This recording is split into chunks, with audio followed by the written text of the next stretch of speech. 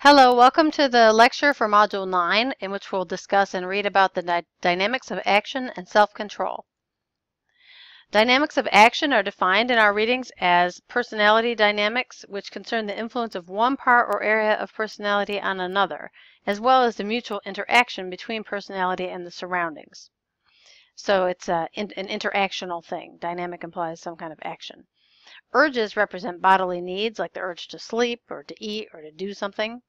Needs and motives are defined as mental guides that transform lack of satisfaction into satisfaction. So you want to accomplish something to fix something that isn't satisfying. So if you're hungry, you want to eat. If you want to be successful academically, you might study. If you want to be with others, you would engage with them. And presses are referred to as environmental incentives or disincentives for acting, almost like pressures.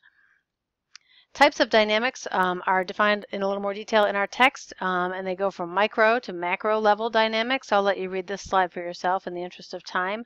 But they go from limited dynamics that connect 2 or 3 small parts or specific parts of personality to dynamics that cross the whole personality system, as was discussed in the last module.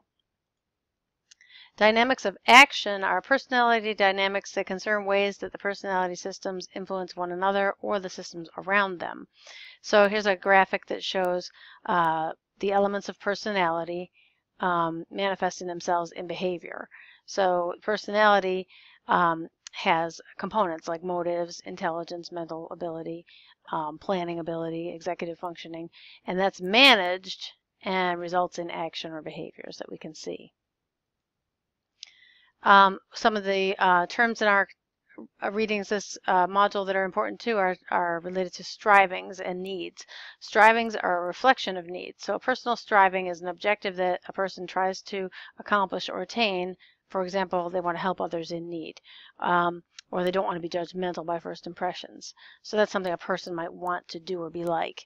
And that reflects motives that they have. They want to be a good person, or they want to be caring. So they have these strivings to behave in certain ways to show that they are indeed the way they want to be.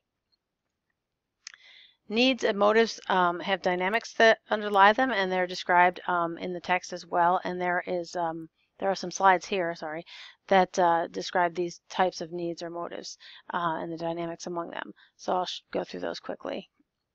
There are prepotent needs, which are needs that take over quickly if they're not met. For example, pain, avoidance, or hunger.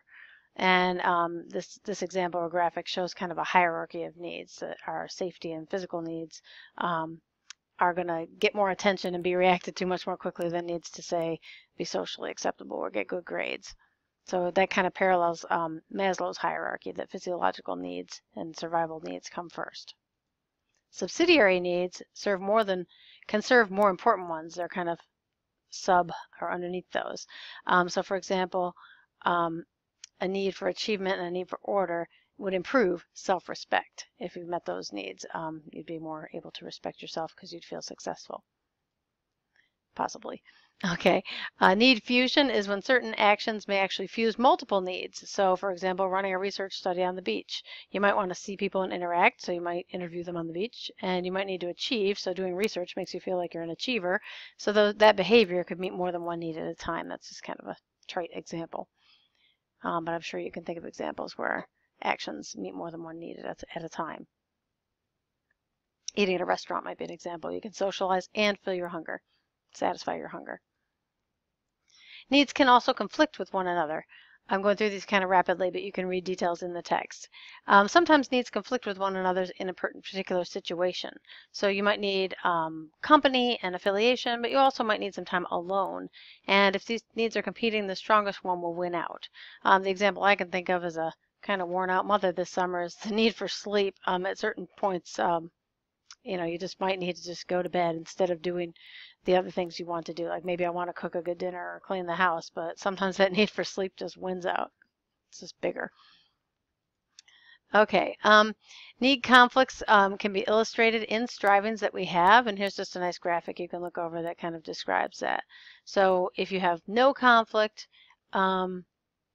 between needs, it might be things like trying to do exciting things or be nice to people. They don't necessarily conflict with one another, but it's incompatible to try to be more intelligent than you are and always be honest about yourself, because obviously if you're presenting yourself as super intelligent when you're feeling insecure, that's not honest, and there's going to be some cognitive dissonance happening there, some disparity in what you're trying to present, and that'll obviously affect your emotions and how you feel about yourself and your success in meeting your needs, because one's going to win out over the other. And then if you're ambivalent, it may be there may be an ambivalence conflict where even if you succeed at meeting your objectives or needs, the results still aren't good.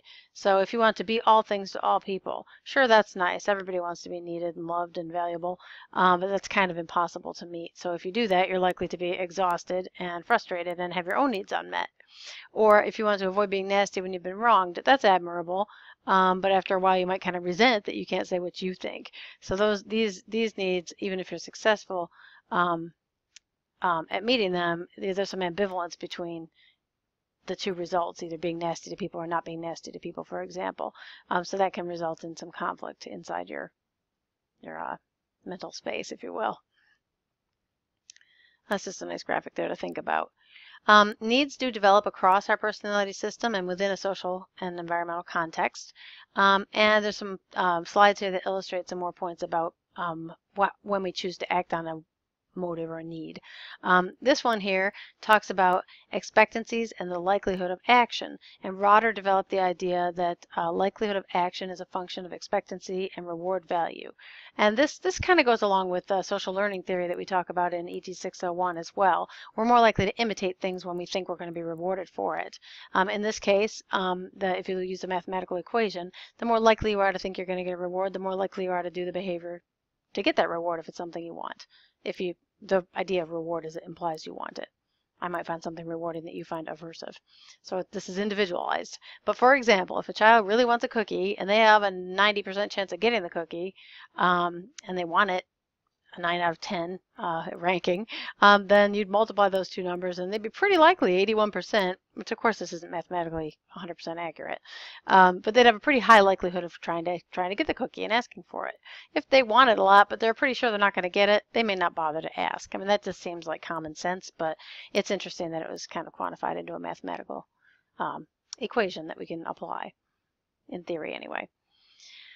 Okay, this slide talks about communication channels for our needs and our behaviors, and it's just kind of interesting to tie the ideas of personality into our bodies, biology, and that certainly relates to the environment too, because some of these behaviors that we demonstrate are somewhat environmentally dependent too.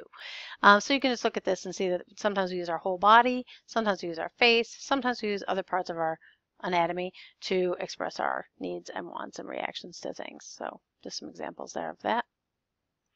And sometimes we have partial expression of our emotions or feelings or motives, and sometimes we have conflicted expressions. I think we all know this. We're not all 100% open books, very genuine to look at and get a reaction out of. We can hide our emotions, and sometimes that's very appropriate. If you're feeling really angry in the middle of a big business meeting, it might not be appropriate to erupt in a rageful fit because you might get fired. So it's important to control your emotions. As teachers, certainly there are times where it's important to control your emotions and maybe not express what you're really feeling or really wanting to happen. And that comes under the rubric of self-control that we're talking about. Conflicting motives can lead to complex expressions. Sometimes we see things like Freudian slips, where people say something that alludes to what they really mean but isn't what they were intending to say. Microfacial expressions, which are not fully hidden expressions of emotion, or multi-layered messages. And these types of complex expressions can provide clues to inner conflicts that a person's having. Either they're wrestling with their own emotions or desires, or conflicts they have with society. They may feel a certain way but know it's not appropriate in the context to express their feelings. When we express ourselves, and in theory our personalities, there are different levels of the content, and it may be manifest level, where what they say is what they mean, and that's direct. Or it could be latent, where the underlying meaning of what a person is saying is not what they exactly say. So they may unknowingly intend or express something, but they're hiding it from direct public view, if you will. So an example of manifest content would be, I really can't go out this weekend because I'm overworked. Whereas an example of latent content might be, I don't want to go, but the person doesn't want to say that. So they might say, I can't go out because I have too much to do, when really the real reason is they don't want to go. And the person receiving that message could infer that because maybe their invitations have been declined for over time. So they know the person doesn't really want to go. The person's just not saying that directly. This slide talks about symbolic interaction and social alignment. Symbolic interactionism is a perspective in sociology that attends to the self and how it presents itself in everyday life. And I think that's a really interesting perspective to consider. And in this model, every person is considered an object to him or herself, and the person manages how they present themselves or that object to others. And the way people act can be analyzed according to the symbolic meaning of the interaction. So basically it's interpreting and analyzing how people act in terms of how they want to present themselves or are able to present themselves. Some people are obviously more sophisticated and able to manipulate their presentation better than others. And that goes along with our mental abilities chapter. And social alignment, that concept means is the intention to align oneself according to a perceived social requirement. So it may not be accurate, but it's the way they think they're supposed to act. And that relates to the ought self that we talked about before, where we have an actual self and an ought self and a desired self. And we want good alignment between those three things to have, or overlap between those three things to have good self-esteem. But this idea is where we try to act the way we think we're supposed to. That may or may not align with what we want to do. People do use some verbal devices to decrease the negative implications about what they're about to do by making disclaimers. So they may say things like, I'm not homophobic, but, and then say something negative about homosexuals. But that shows that there's an awareness that that's not a socially acceptable attitude to have. So they're kind of disclaiming what they might really be thinking. People also, to exercise social alignment, might use excuses or justifications for things they do. And here's a nice description here of how in justifications, people accept responsibility for what they did, but they deny there's a problem. Well, I was late, but it didn't matter. Or if they make an excuse, they don't accept responsibility. But they realize the situation wasn't ideal, so they might say, well, I was late, but it was because there was traffic. I wasn't going to be late. Otherwise, it's the traffic's fault, not mine. And then there's something called alter casting, where you present another person in a somewhat different manner than they're used to being presented in. And that can kind of it can play a role in how a person presents themselves socially. We're approaching the final stretch here in terms of concepts for this module. Self-control is a big piece of this module and important to think about because obviously we need self-awareness and also control over how we present ourselves and behave so that we can, in relation to this class, also feel good about ourselves. So the dynamics of self-control are how it works. And self-control, in terms of this module, we'll define it as the ability to voluntarily regulate ourselves, including attention, emotion, and thoughts, in the service of meeting more valued goals. So how do we control ourselves to get what we want, basically? And one view of how self-control is that we have an egotistical ego that is like a dictator, and it behaves in three ways similar to dictators. It's egocentric, thinks it's the center of the universe, and it uses a self-serving attribution bias. So it sees things in a way that supports what it believes or wants, and it uses confirmation bias, which is also where we tend to seek out information that supports what we believe. So here's some examples of that. Egocentrism is where the person is seen as the center of all he or she learns, and some part is unique about them. So here's an example. If you were a student attending a college, different people would learn about different things on campus. So their perspective might be, if you were a student, for example, oh, college is all about the dorms, the dining halls, the sports facilities I go to. But if you were a professor, you'd have a different perspective. You'd be focused on maybe your offices and your technology you can use or the grants you receive, things like that. Maintenance people are maybe more concerned with the physical facility. But in reality, there's a college campus that's perceived a little bit differently by all sorts of people. So from an egocentric view, a person would look at things from their own perspective and think what affects them is what's important and what's real. But really, the true reality is much bigger, as we know.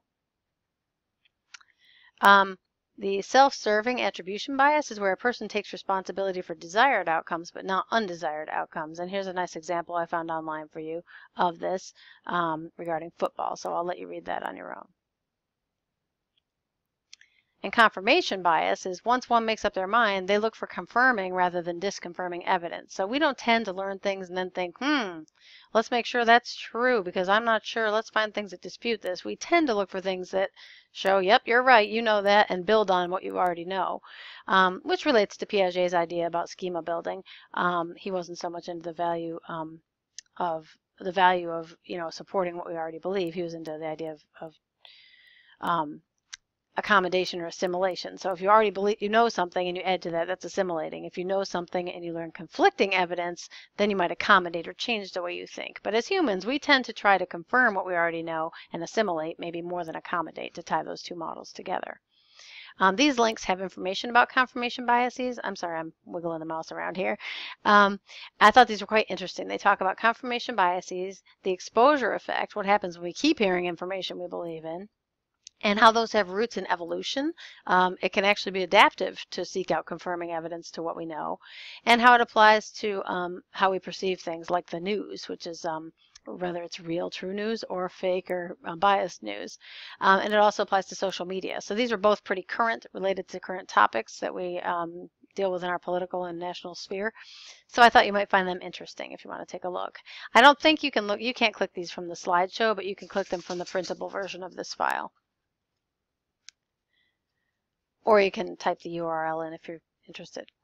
Okay, another thing about self-control and also how we perceive the world and how we change or don't change how we think and act and manifest our personalities is something called feedback loops. And feedback loops come in different forms, and they're based on Wiener's work. And mostly people are interested in negative feedback loops because they eliminate discrepancies between how we want to be and how we're seen and how we see ourselves.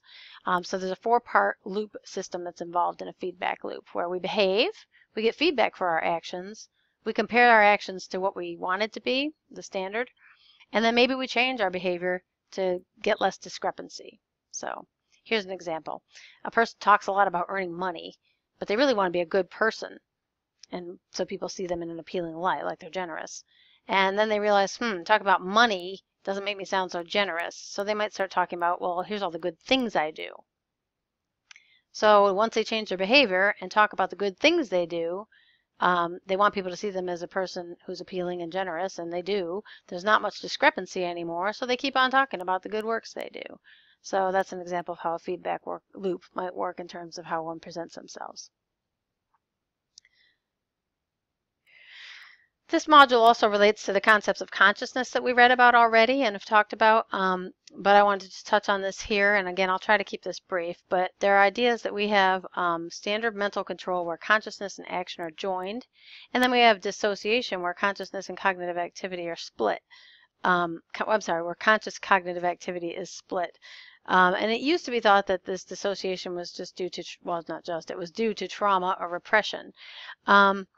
And then there's a new concept, too, called neo-dissociationism. Say that 5 times fast. Where cognitive barriers are supposedly believed to be able to be established so we can isolate or modularize parts of the mind. So we can compartmentalize, if you will, parts of our mind and be conscious of some parts and maybe not others. So in mental control or standard conditions, there are no dissociation and activities guided consciously. Like if you're driving a car and watching the road, you're able to control what you look at, what you're paying attention to, and you're aware of it. In a dissociative state, however, we're not aware of things that we're doing. We're still driving. I mean, I'm sure all of us have had highway hypnosis where you drive, from house A to house B, and you think, gee, I don't really know what I saw along the way, but I did it and I didn't hit anything, so I must have been paying attention. So in that case, there's some dissociation going on, maybe because of overstimulation or fatigue or whatever the case might be. This link here talks about this particular application to driving, which obviously as teachers, that's not our primary concern, but it's important, and this actually has some really good tips that could save your life. So you can look at this link and see some of what's happening when people have highway hypnosis and ways to combat that, and then think about how that applies to dissociating in other situations too. I put a little note that there's a study cited in there by Erie Insurance, which is where I live. It's a big company here. And a question to ask oneself when you're thinking about that dissociative kind of state, it's not that you're totally dissociated. If someone beeped the horn, you'd start and pay attention to what's going on. But when you're thinking about something else and not focused on the road, who's driving? Obviously it's you, but your consciousness is not fully engaged. And another example of this type of phenomenon will be when you talk to yourself. And it's interesting to think about who's listening when you're doing that. So there's some examples there of levels of dissociation. There's a few slides here that talk about hypnosis-related phenomena, and one idea is that there's this thing called the classic suggestion effect. And in classic suggestion, psychologists or another person will give a person instructions to imagine something. The person might then do the thing they told them to imagine doing, like move your hand or something. The person might then do that, and they might feel as if they couldn't control doing that. They just had to do it, or it just happened. And this is not the same as being hypnotized, but it is a way to predict who could be hypnotized. So sometimes if you go to see a professional hypnosis show as a demonstration or something, or entertainment, they might kind of do tasks like this with the audience, and the people who are easily manipulated that way are tend to follow the suggestion. It might be those they select to put on stage because they're probably more likely to be hypnotized. This slide just lists some characteristics of people who are in a hypnotic trance and the way thinking happens in a hypnotic trance, so I'll let you read that yourself, and there are more details in our text. And then this section deals with defense mechanisms, and there are examples of each type. And basically, defense mechanisms, our author describes them this way, as ways of dealing with the pain of falling short. So we don't want to fall short of our ideals or society's ideals for us. And when we do, we tend to defend ourselves against that and try to protect ourselves from being conscious of those painful feelings of falling short. Freud came up with this concept originally, and it's been expanded on by Anna Freud and others, but I think you're familiar with most of these. I'm going to let you read these slides for yourselves, but these are a list of some of the more common ones and ones that you might see in play in your own life and in your work. There's suppression, repression. Here's an example of a study where people manifested repression. The researchers used white noise and had things that were below the threshold of hearing said to the participants. So one was a neutral condition where they heard Carson City is the capital of Nevada. Well, who cares? That's not very threatening. Or another condition, people heard, your father will no longer support you. That's a little more threatening. And they did find differences in how loud the people judged the white noise to be. And in a condition where you might suspect people don't want to hear that message, they said, oh, that white noise was really loud. I couldn't hear what they were saying. Whereas in the neutral condition, yeah, they heard the white noise and it might have interfered with what they heard, but not as much as when the stimulus was threatening. So that's pretty interesting that that could be experimentally validated in that example. Denial, I think we all know what denial is. You can read this here.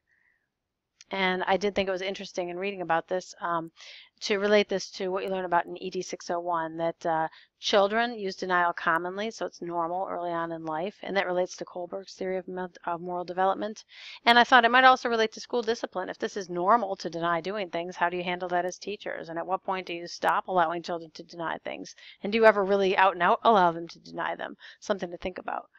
So you need to appreciate as teachers it's a normal defense mechanism, and it might be covering up or protecting a child against anxiety or fear. But at what point how do you intervene to help them be honest? Projection's another defense mechanism that's used a lot by people, where you put your problem onto someone else. So for example, I'm not angry, you're angry. I think we've probably all been in arguments like that at some point or another. Rationalization is another defense mechanism where people come up with plausible reasons for their behavior, but they're not the real reason. Here's some examples an alcoholic might give for drinking. So they might acknowledge, yes, I drink, but it's not a problem, and they have reasons to explain why it's not. Reaction formation is when people act in an opposite way from their original impulse that's negative or socially inappropriate. Sorry about that. So an example here might be having feelings that one's homosexual, but being in an environment where that's not accepted, so someone becomes active in anti-homosexual activities. That's just one example. But it's where you act the opposite way of what your impulse is. And sublimation is similar, but it's basically seeking a socially approved outlet for your motivation that may be socially problematic. So the example here is if you're an aggressive person, you might want to be a surgeon or a butcher because you can do things that would normally cause pain, but for a good reason. Almost to the end here. Thanks for bearing with me. These are some ways to apply the information about the dynamics of action and self-control as teachers. So coping skills. We use defenses to protect ourselves, but how do we actually cope? There are some theories about our ego that are related to this, and one is that we have a certain amount of strength, and the stronger we are, the better we can cope with problems that life is going to throw at us and psychodynamic conflicts that we're going to face, whether it's fitting into society or fitting into our own ideals about ourselves. And there's a theory that the ego can become depleted and that there's a limited pool of mental resources that can be used up. So as mental energy depletes, the ego tires and problem solving might be negatively impacted. That's not necessarily proven, but it's a theory. But I think we could all pretty much agree as teachers and parents and adults that our mental energy can be depleted, and we're probably not at our best in terms of coping with personal or social demands when we're hungry, tired, stressed, or very distracted. So I think that certainly applies to teaching. How do you provide environments where your kids are, where their basic physiological needs are met, like we alluded to before with Maslow's hierarchy, where they're not stressed, where they're not hungry, they're not overwhelmed, and they're not distracted. If you can minimize those negative conditions, people are more likely to have better mental energy and better able to apply their ego to solve problems constructively. There are different ways of coping. There are problem-solving coping, where people look at the problem, the situation, and they try to fix it. Or there's self-focused coping, where we think we're the issue, and people try to change themselves, or their perspective, or their judgments, or their feelings. And obviously that can be, well, I shouldn't even say obviously, it could be more difficult, but it's a different focus on either the situation or oneself. Sometimes we need to change one or the other or both. But there are different mechanisms to adapt to the environment and solve problems that we face. Final slide here has some ways for you to think of, some questions for you to consider to apply the information to yourself or your work. 2 questions here that I came up with. One is, how can you apply what you know about the dynamics of action and self-control to help your students set and meet their goals? Obviously that would be useful to have them set goals for themselves that are individually appropriate and interesting, and also that are in sync with your school's expectations and goals for them. And how might teachers apply, the second question is, how might teachers, being you guys, apply your knowledge of the defense mechanisms to help you deal with challenges you face and your own role in those problems or challenges? And how can you do that in a way that's honest and has integrity so that you can grow professionally and help your students? So basically what I'm saying is, how do you understand your defense mechanisms that you might use and be aware of them so that you can be honest about what's going on and really help your students, as opposed to just defending yourself and that you're doing a good job, or the situation's just too demanding, or whatever. So just some questions to get you to think about, well, how does this material apply to teaching, and how can I be aware of my motives and my actions and best solve the problems in front of me to help myself and my students. Thanks so much for listening. This is a long one because we had a lot of content. I hope you enjoyed this module. I think it's really interesting material, and I hope it helps you think about your work and your life and how you cope with challenges. Have a great day. Thanks.